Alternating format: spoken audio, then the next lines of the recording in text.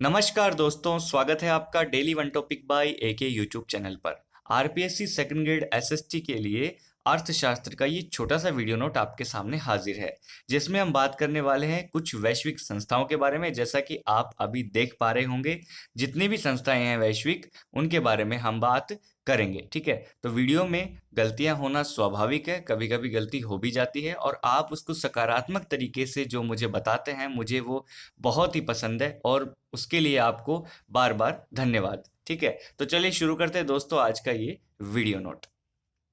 देखिए, सबसे पहले जो संगठन की हम बात कर रहे हैं वैश्विक स्तर पर, वो है WTO, जिसको हम कह सकते हैं वर्ल्ड ट्रेड ऑर्गेनाइजेशन, या फिर हिंदी में बोलेंगे तो विश्व व्यापार संगठन। ठीक है, इसकी स्थापना के ऊपर क्वेश्चन आएगा, तो WTO की स्थापना कब हुई? या तो 1 जनवरी 1995 आ जाएगा, या फिर 1995 1995 को इसकी क्या हुई, स्थापना हुई। ठीक है, तो भारत इसका सदस्य कब बना? देखो, 30 दिसंबर 1994। अब आपके दिमाग में ये होगा जी, 1 जनवरी 1995 की इसकी स्थापना हुई, तो भारत इसका सदस्य 30 दिसंबर 1994 को कैसे बना? क्योंकि इससे पहले एक संस्था थी मेरे दोस्तों, गैट।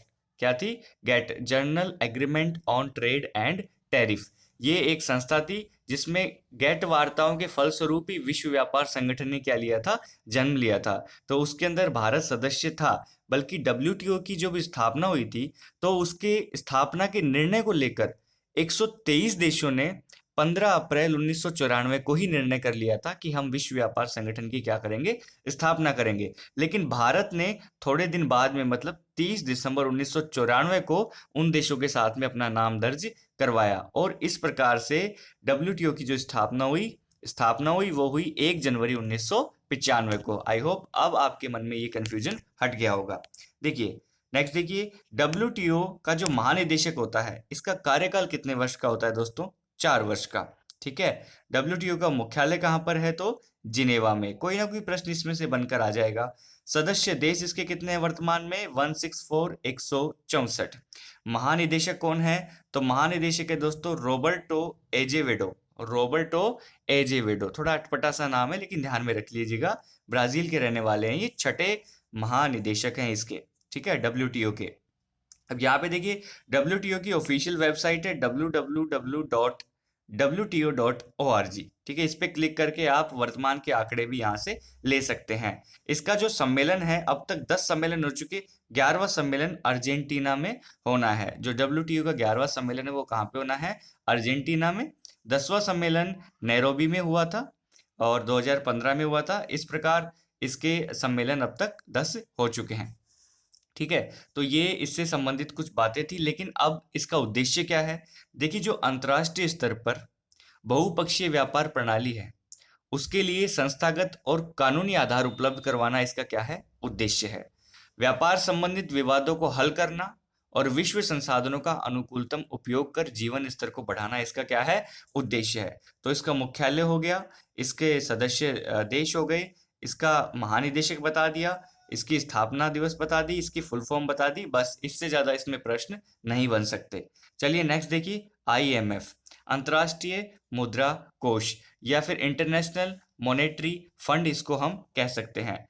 दोस्तों, इसकी स्थापना कब हुई? तो इसकी हुई स्थापना 27 दिसंबर 1945 को, 1945 में। हालांकि इसका कार्य शुरू हुआ 1947 के अंदर। ठीक है, इसका जो मुख्यालय है वो है दोस्तों वाशिंगटन DC, और इसके सदस्य देश कितने हैं? तो वो है 189, 189। सभी संगठनों के अलग अलग सदस्य संख्या देश है, तो इसमें भारी कंफ्यूजन रहता है, ये चीजें क्लियर करनी ही पड़ेंगी आपको।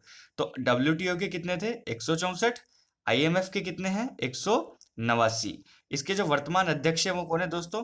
क्रिस्टीन लेगार्ड, जर्मनी के रहने वाले हैं, क्रिस्टीन लेगार्ड। इसकी जो मुद्रा है दोस्तों, वो है विशिष्ट ड्राइंग अधिकार इसकी क्या है? मुद्रा है, जिसको हम बोल सकते हैं स्पेशल स्पेशल ड्राइविंग राइट्स, मतलब SDR इसकी क्या है? मुद्रा है। और यहाँ पे SDRS भी एक इनकी मुद्रा होती है, जो कागजी सोना कहलाती है, पेपर गोल्ड। तो सीधे डायरेक्टली प्रश्न ये पूछा जाता है कि SDRS मुद्रा किसकी है? तो IMF वहां पे आंसर करना है हमें। या फिर पेपर गोल्ड पूछ लिया जाए तो SDRS पे क्या करना है? टिक करना है। अब यहाँ पे SDRS को किस किस मुद्राओं में यहाँ पे मान्यता प्राप्त है? तो देखिए, यूरो पाउंड, येन और डॉलर के अंदर, ठीक है। यूरो, पाउंड, येन और डॉलर के अंदर इसको क्या है, मान्यता प्राप्त है। इस आईएमएफ का उद्देश्य छोटा सा है दोस्तों। आईएमएफ का उद्देश्य यही है कि भाई इसके जो सदस्य राष्ट्र हैं वो भुगतान असंतुलन को दूर करने के लिए अल्पकालीन ऋण प्रदान हो पाएगा उनको। तो आईएमएफ अंतर्राष्ट्रीय मुद्रा कोष क्या करेगा, जो भी इनके सदस्य देश हैं उनका भुगतान यदि असंतुलन हो रहा है, ठीक है, वही भुगतान संतुलन मतलब आयात और निर्यात वाला संतुलन, तो उसको संतुलित करने के लिए, असंतुलन को संतुलित करने के लिए यहां से अल्पकालीन ऋण प्रदान किया जा सकता है। ध्यान रखिएगा, अल्पकालीन ऋण की बात की गई है आईएमएफ से। नेक्स्ट संस्था है दोस्तों, यहां पर देखिए विश्व बैंक, जिसको हम कह सकते हैं वर्ल्ड बैंक। तो इसकी मोटी मोटी चीज देख लीजिए। पहले स्थापना हुई इसकी 1945 के अंदर, ठीक है, और 1945 में इसकी स्थापना हुई। इसका मुख्यालय भी कहाँ पर है, वाशिंगटन डीसी के अंदर ही है, मैं इसमें नोट करना भूल गया। और इसका जो अध्यक्ष है वो है जिम योंग किम। इसका अध्यक्ष कौन है, जिम योंग किंग। ये कहाँ के हैं, दक्षिणी कोरिया के हैं। और अंतर्राष्ट्रीय विकास संघ आईडीए को इसकी क्या कहा जाता है, उधार खिड़की। उधार खिड़की इसके कहा जाता है, ठीक है। इसके अंदर सदस्य देश है दोस्तों 189। विश्व बैंक के अंदर सदस्य देश है 189। विश्व बैंक का प्रकार कैसा है, विच टाइप, तो ये प्रकार है दोस्तों मौद्रिक अंतर्राष्ट्रीय वित्तीय संगठन है, एक प्रकार का मौद्रिक अंतर्राष्ट्रीय वित्तीय संगठन है ये एक प्रकार का, ठीक है। अब यहाँ पे देखिए आईएमएफ और विश्व बैंक के अंदर क्या थोड़ा सा चेंजमेंट है। तो देखिए इसका जो उद्देश्य है, ये जो इसके 189 सदस्य हैं, 189 इनके सदस्य हैं, इनको दीर्घकालीन ऋण प्रदान करता है, ठीक है। दीर्घकालीन ऋण प्रदान करेगा कौन, विश्व बैंक। अल्पकालीन ऋण प्रदान कौन करेगा, आईएमएफ। ओके, तो ये इसके अंदर क्या हुआ, थोड़ा सा डिफरेंस हुआ आईएमएफ में और विश्व बैंक के अंदर। तो ये इसके थोड़ी सी जानकारी थी विश्व बैंक के लिए। तो आईडीए या अंतर्राष्ट्रीय विकास संघ क्या कहलाती है, उधार खिड़की या ऋण खिड़की कहलाती है। नेक्स्ट संगठन देखिए दोस्तों, ओपेक। फुल फॉर्म है इसकी organization of the petroleum exporting countries. Organization of the petroleum exporting countries, ये इसकी क्या है, फुल फॉर्म है ओपेक की। अब यहाँ पे देखिए ओपेक जो है ये इसके देश, यदि मैं आप खुद भी सर्च कर सकते हैं, ओपेक की वेबसाइट पे जाएंगे दोस्तों, तो वहां पे इनके सदस्य देश आपको 15 दिखाई देंगे। यदि आप ओपेक को विकिपीडिया में सर्च करेंगे तो वहां पे इसके सदस्य देश 14 दिखाई देंगे। तो अब ये डिफरेंस क्यों है, इसका तो आंसर मैं भी नहीं दे सकता, लेकिन अब इसमें सही आंसर क्या टिक करना पड़ेगा, वेबसाइट पे 15 अपडेटेड है। कई बार इनकी कुछ देश सदस्यता छोड़ चुके, कई बार सदस्यता वापस ग्रहण कर चुके। तो फिलहाल इनके 15 देश दिखाए गए हैं वेबसाइट पे। मैं उनका नाम आपको एक एक करके बता देता हूँ, सुनते रहिए ध्यान से। Algeria, Angola, Congo, Ecuador, Guinea, Gabon, Iran, Iraq, Kuwait, Libya, Nigeria, Qatar, Saudi Arab, UAE और वेनेजुएला, ठीक है। तो हो सकता है मेरी उच्चारण में किसी देश के नाम में कुछ डिफरेंस आया हो, लेकिन इसमें 15 देश है। आप इसकी डब्ल्यूटीओ की ओपेक की वेबसाइट पे जाकर आराम से देख सकते हैं, आपको भी दिख जाएगा। और यदि आपको कहीं से इसका सही सोर्स से पता चले एकदम फैक्ट, तो वो आप कमेंट कर दीजिएगा, जैसा कि आप सकारात्मक कमेंट करते आए हैं, ठीक है।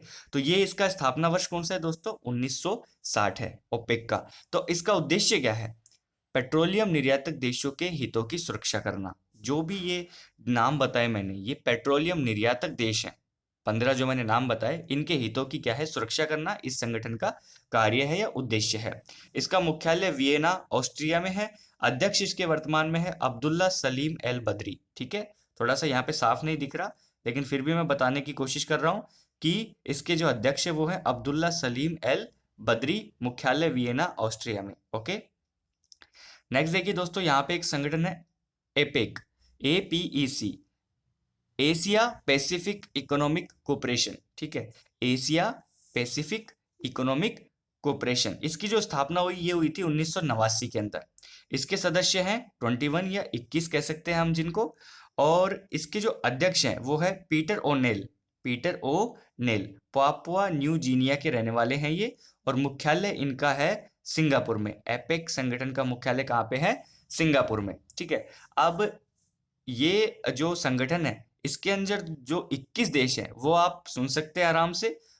ऑस्ट्रेलिया, यूएसए, कनाडा, चीन, मेक्सिको, जापान, हांगकांग, ताइवान, दक्षिण Korea, Indonesia, Philippines, Brunei, Vietnam, Singapore, Malaysia, Thailand, Papua New Guinea, New Zealand, Chile, Peru और रूस। ये इसके अंदर क्या है? ये 21 सदस्य हैं। ओके, नेक्स्ट देखिए, ये जो है ना, ये आसियान जो है ना, आसियान, उससे प्रेरित होकर ये संगठन बना है। ओके, और ये एक तरीके से व्यापार किससे रिलेटेड है? आपस में कंट्रीज में व्यापार से रिलेटेड है। अब यहाँ पे मैंने देखिए नेक्स्ट 3 नाम लिखे हैं, उदारीकरण, पूंजीकरण और वैश्वीकरण। ये उदारीकरण, पूंजीकरण, वैश्वीकरण है क्या दोस्तों? तो देखिए सबसे पहले समझ लीजिए आप उदारीकरण को क्या है।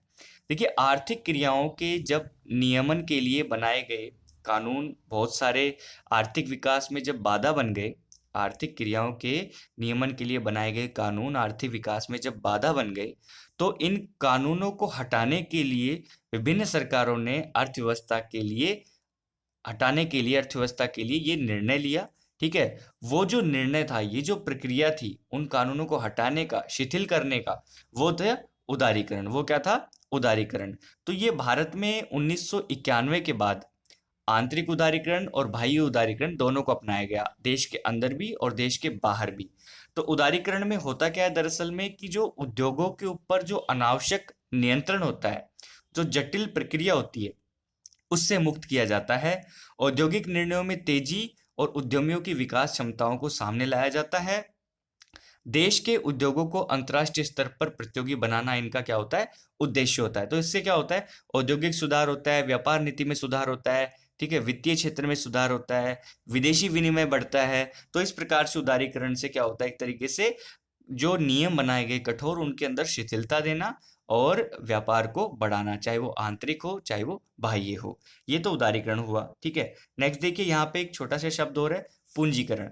तो ये तीनों ही एक साथ नाम इनको बोला जाता है, तीनों का ही एक साथ प्रयोग होता है। तो देखिए भारत में अनेक सार्वजनिक उपक्रम बहुत सालों से क्या हुआ? घाटे में चल रहे थे। तो सरकार पर अनावश्यक ही वजन पड़ रहा था। ऐसे उपक्रमों को या तो पूरी तरह से निजी क्षेत्र को बेच दिया गया, या उनकी शेयर पूंजी में निजी व्यक्तियों को प्रवेश करने का मौका दिया गया, तो उससे जिससे उसके मैनेजमेंट में क्या हो सके? सुधार हो सके। तो यही क्या है? निजीकरण कह सकते हैं हम इसको, या पूंजीकरण कह सकते हैं। तो पूंजीकरण का दूसरा नाम क्या है? निजीकरण। ओके, नेक्स्ट देखिए दोस्तों, वैश्वीकरण, जिसको आप ग्लोबलाइजेशन के नाम से जानते हैं, कि भाई एक देश की इकोनॉमिक या अर्थव्यवस्था को दूसरे देश की अर्थव्यवस्था से आर्थिक स्तर पर जोड़ दिया जाए, और उनके व्यापारिक संबंधों में जो भी बाधाएं हैं उनको क्या कर दी जाए? समाप्त कर दी जाए, ताकि विश्व व्यापार में वृद्धि हो सके और जीवन स्तर में सुधार हो सके। तो वैश्वीकरण ने क्या किया है? पूरे भूपटल को छोटे से आकार में पलट कर रख दिया है। मतलब बहुत देखिए, अब जो मार्केटिंग है फिलहाल ग्लोबलाइजेशन के अंतर्गत, इसमें क्या हुआ कि पूरा विश्व एक शहर के बराबर हो गया है। ठीक है, तो टेक्नोलॉजी लगा लीजिए आप, या फिर देशों की भागीदारी लगा लीजिए आपस में। तो ये क्या हुआ कि हमारे देश में 1991 के बाद में भारत में आर्थिक सुधारों के ऊपर ये कदम उठाए गए थे, उदारीकरण का और पूंजीकरण या निजीकरण का, या फिर वैश्वीकरण का। ये तीनों कदम हमारे 1991 की बाद में उठाए गए थे, जो कि देश की इकोनॉमिक को सुधारने के लिए थे। तो दोस्तों चलिए बढ़ते हैं आगे। आई होप ये आपको अच्छे से समझ में आ गया होगा। नेक्स्ट देखिए, यहाँ पे कुछ थोड़े से प्रश्न हैं जो कि मोस्टली आते रहते हैं। तो देखिए एमएफएन की फुल फॉर्म पूछी जाए तो मोस्ट फेवर्ड नेशन होती है दोस्तों। आईएमएफ की इंटरनेशनल मॉनेटरी फंड। भारत में उदारीकरण शुरू कब हुआ? तो अभी मैंने बताया आपको 1991 से। कागजी मुद्रा एसडीआरएस को कहते हैं, और किसकी है ये? आईएमएफ की मुद्रा है। ठीक है, इसको पेपर गोल्ड भी कहते हैं। और विश्व बौद्धिक संपदा संगठन का मुख्यालय कहाँ पर है दोस्तों? जेनेवा में, जिसकी स्थापना हुई 1967 में, 1967 में। विश्व बैंक की सॉफ्ट लोन विंडो किसे कहते हैं? तो आईडीए, जिसको उधार खिड़की भी कहते हैं। ठीक है, और नाफ्टा की स्थापना कब हुई? 92 के अंदर। तो ये कुछ फैक्चुअल क्वेश्चन थे जो मैंने आपके सामने रख दिए। तो वीडियो को लाइक और शेयर के बिना मत जाइएगा। यदि आपको कुछ वीडियो में गलत दिख रहा है, गलत इन्फॉर्मेशन दी गई है मेरे द्वारा, तो प्लीज़ सकारात्मक रूप से उसको कमेंट कीजिए ताकि मैं उस पर गौर कर कर और आपके बीच में वो कमेंट ला सकूं। तो उद्देश्य ये रहता है गलती कम से कम हो, लेकिन फिर भी गलतियां होना स्वाभाविक है। और आपको बहुत बहुत धन्यवाद कि आप सकारात्मक तरीके से मेरे को बताते हैं, वो मुझे बहुत ही अच्छा लगता है। तो वीडियो नोट देखने के लिए आपका बहुत बहुत धन्यवाद। ऐसे ही बने रहिए।